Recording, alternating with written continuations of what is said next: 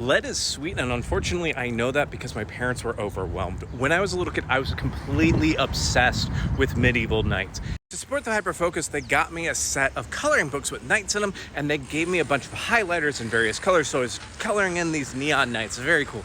And then one of their friends heard about my hyperfixation about knights, and they're like, hey, I have some old toys from my childhood, like little guys you could jump around, kind of like army men, but knight designs, and they're made of metal. We could give that to Matt. And they're like, yeah, sure. So they give those to me, and I start playing with them, and they have this like weird texture, and I'm a little kid. I put them in my mouth, and they're like a little bit sweet. And I tell my parents that, and they're like, don't do that. Don't put those in your mouth. You cannot put lead in your mouth. And I'm like, what do you mean? Why are you letting me play with lead? They're like, well, you really like knights. And the thing is, I kept playing with these knights even after my parents were pretty sure that they were filled with lead. And I've talked to them about it, and I'm like, why didn't you paint them or take them away from me?